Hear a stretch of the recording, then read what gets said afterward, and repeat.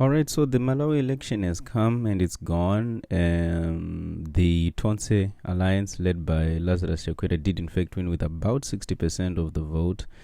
And I wanted to consider what we can learn from the election in Malawi. And for purposes of this video, I'm going to divide that into two. So we're going to consider what we can learn on the legal side, mostly to do with the court decision, and what can we learn on the political side, which is in respect of the actual election held further to the court decision. And before I get into those two categories, I think it's important for me to point out that the best case scenario, what we can learn, what everybody wants, is the holding of an election which is universally accepted, that does not have to be overturned by a court or be challenged in the courts. That is what everybody must desire. However, if we are in a situation where there's an election which we feel must be challenged in the courts, and we are hoping to get the same outcome as the Malawians got from their constitutional court, then these are the things that we must pay attention to if we are to learn from that experience. So the first thing is that in Malawi they have a full trial. It's very different from Zimbabwe, where any election challenge to the presidential election anyway has to be decided basically within 21 days of the announcement of the result. You have 7 days to file, 14 days within which that case must be concluded. Let's all remember the election petition from 2002, which after having been filed and argued, was then the judgment was delivered about 3 years later, was never fully concluded. And because of that, we've got these very strict timelines that, okay, it has to be decided within 14 days, it has to be decided before the next president is sworn in. And that is different from Malawi, where they have a full trial. Okay, this case took like a year and a half after the result. So they are not bound by the same sort of time strictures. But further than that, Malawi also allows for oral evidence, so you can call witnesses. This also is linked to the point about time. You can call witnesses, you lead evidence, you cross-examine, and the court actually makes findings of fact. And another reason why the court is able to do that is the fact that it's a lower court. We have moved it upwards. We have elevated the presidential election petition to the highest court, which is the court of first and final instance, whereas in Malawi it's a lower court, full trial, hearing of evidence, and it's subject to appeal. Those are important distinctions. Another distinction is the fact that the standard that has to be met is significantly lower in Malawi. So in Malawi, when you're bringing your petition, you have to prove your case on the papers, just on the papers, and the burden then shifts to the Electoral Commission to dispute. Whereas in Zimbabwe, you have to prove on a balance of probabilities, which is a higher standard. And in fact, in Zimbabwe, if you're making an allegation of a criminal offense such as fraud, then you actually have to prove that on beyond a reasonable doubt. Same as like making charges of rape, murder, and other sort of charges with a criminal element. So that's another important distinction. And you find in Malawi, even though it's a lower court which is as an electoral court, the court actually sought certification from the Supreme Court to sit as a constitutional court. So then it had these full powers to not just evaluate complaints about the election, but to also bring in constitutional questions and to consider whether the constitution had been violated, which is a much wider jurisdiction than the one granted to our court under Section 93 of our constitution. So that would be something to also consider. But over and above, I think the point I need to underscore is you need activist judges. You can always change the institutional design for a particular body and change the laws, but Malawi had movers and shakers, let's put it that way. They had judges who were willing to then not just overturn the election result, but to then say this election must be held in this number of days. This is a law that must come from parliament, and they require parliament to pass that law. So you had these judges who were really, really proactive in securing a different sort of condition for the next election. So you also need activist judges. That is something you need if you are going to secure the same sort of outcome as in Malawi. And we mustn't forget, this is something we should also touch on when it comes to the political side, that the court more or less, it found many irregularities, but at the end of the day, it still said even if none of the irregularities had obtained, they were still going to overturn that result. This is because they gave a new meaning to what majority means. That majority means 50% plus one. So even though many Malawi presidents had been elected without meeting the 50% threshold. They simply decided in this case that is the new threshold. So that really became the game changer, and I will show how that was the most important part of the judgment. So let's move to the political side, and I want to start here by considering the role of the military. Now, a lot of people have been celebrating the fact that the Malawi military came out in support of the demonstrators who were demanding electoral justice. A lot of people have said this is further evidence that the Malawi military is very friendly to the constitution, particularly because when Joyce Banda took over, she faced resistance, and the military also responded to her calls to protect her. So people are saying the Malawi military really is it must be respected for its role. Now, speaking as a Zimbabwean, I've got my own question marks about that. Let's all recall that in November 2017, the Zimbabwean military was also in the streets protecting demonstrators. Do we not remember this? All the selfies, all the celebrations around General Bay, and this idea that the military was on our side. Was it on our side? I think we are all having second thoughts in Zimbabwe, but in Malawi they are in the space where they are saying yes, demonstrators were protected, therefore the Malawi military is on our side. I always have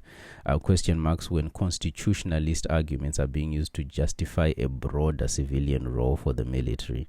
And if one considers what happened in the 2014 election in Malawi, when Joyce Banda actually sought to nullify that election, and then there were many rumors in Malawi that the military was moving in to take over because of the impasse. The military then released a statement saying, no, we are very neutral. We never participate in these sort of political matters.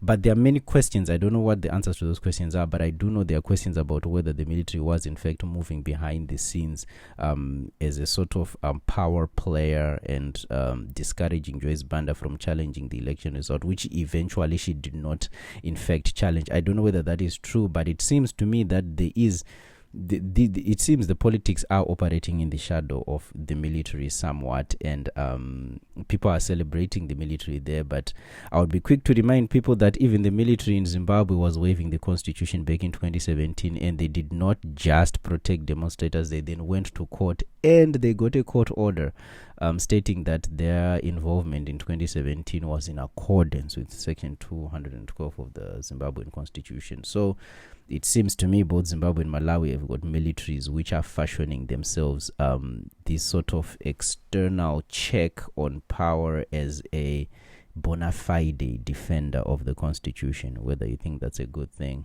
I find it highly questionable. The second observation on the political side is about observers. So election observation, very important. It assists with documentation. It has got a very important advocacy role.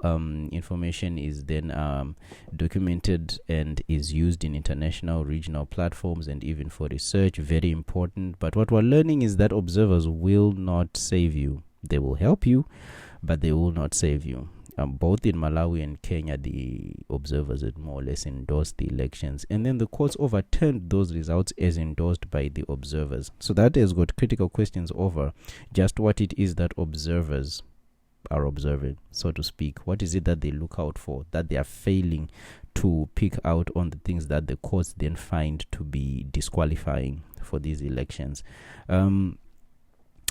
But when it comes to overturning the election result, there will never be an observation report, I would say, which will be instrumental in overturning the result. It will help in documentation, in lobby, in advocacy. But when it comes to overturning the result, the observer is you and I. It's party members, it's voters, it's people on the ground. We are the people who are able to actually make the observations, which can be contained in affidavits and authoritative statements that can be presented to the courts. So the observers, they are important. They can help, but comrades, they will not save us. They will not save us. And please note that the second election in Malawi actually occurred without international observers because of the pandemic. The third observation is about creating winning alliances. So there is a regional dynamic to the politics in Malawi. At the end of the one-party state in 1994, the Malawi Congress Party itself was predominantly at supporting the central region, which is where you find the Chewa and I believe some of the Ngoni people. The northern region, which has got the Tumbuka and some Tonga people, had been represented by an alliance called AFORD, which stood for Alliance for Democracy. And then the southern region, which is where you find the DPP of Mutharika and the UDF of Bakili Mluzi, which is where you find the Nyanja people and some of the Yao.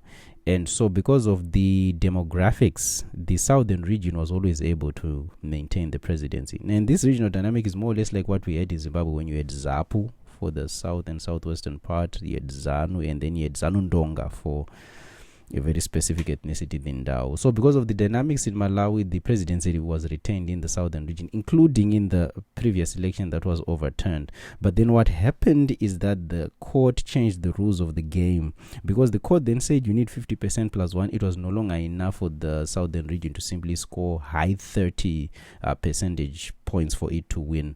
And if you look, this is the reason why I say the court decision says there was fraud, there was rigging, the tipexing, all of that, and then they say have a new election.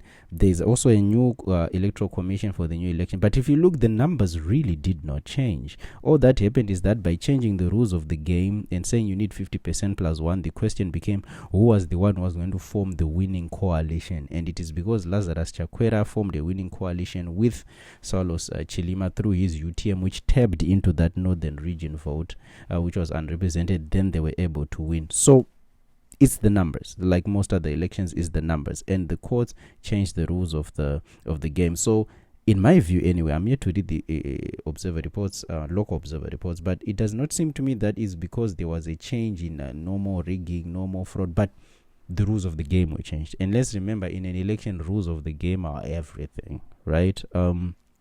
Consider in Zimbabwe, if there'd been no requirement for 50% plus one, then Morgan Tsvangirai would have been president in 2008. Now imagine in 2008, if there'd been no such requirement, then a court says that requirement is there in terms of its constitutional interpretation.